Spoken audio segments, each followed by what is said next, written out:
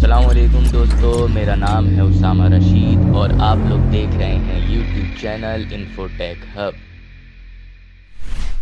تاریخ اسلام میں بہت سے حکمران گزرے ہیں جو یا تو انصاف کے مراحل پر فوقیت لے گئے یا پھر ظلم اور جبر کی ایک مثالی نظام چھوڑ کر گئے، لیکن اگر بات کی جائے سب سے ظالم، جابر اور خون کا پیاسا حکمران کی تو ایک نام سب سے زیادہ سامنے آتا ہے، حجاج بن یوسف۔ یہ نام سنتے ہی لوگوں کے ذہن میں خون، قتل اور بغاوت کی تصویر ابھر آتی ہے۔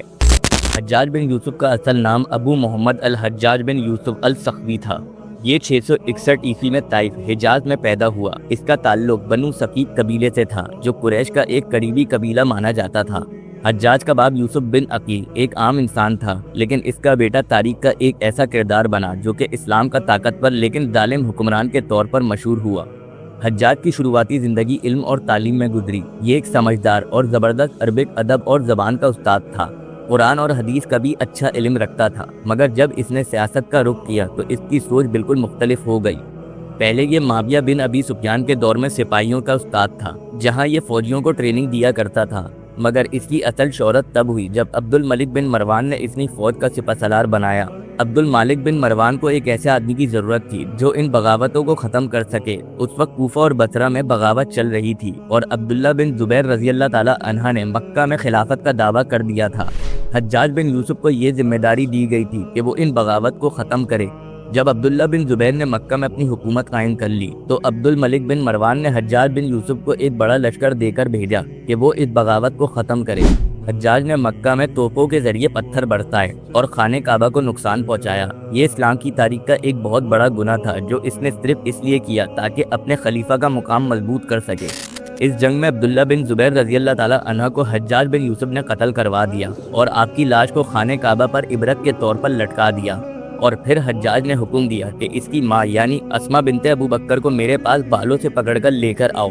جب حجاج کو پتا چلا کہ اسما بنت ابو بکر نے آنے سے منع کر دیا ہے تو وہ خود غصے میں آیا اور کہنے لگا، دیکھ میں نے تیرے بیٹے کا کیا حال کیا ہے۔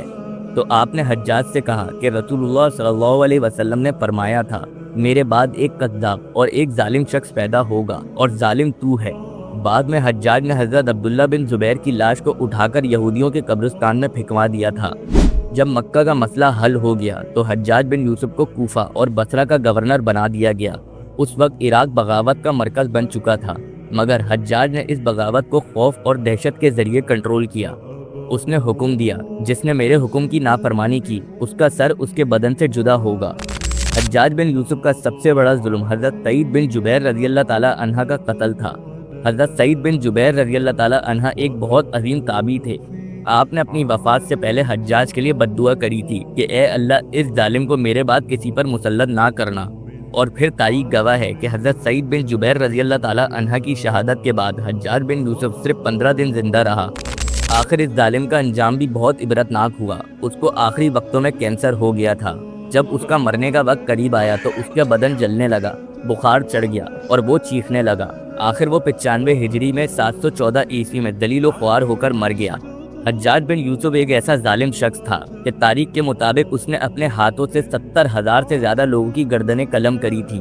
50,000 مرد اس کے قید خانے میں تھے، 30,000 عورتیں بھی قید تھیں، جن میں سے بہت سی ناسمجھ بچیاں بھی تھیں۔ صرف یہی نہیں، حجاج بن یوسف نے قرآن کی تفسیر کو بھی بدلنے کی کوشش کی۔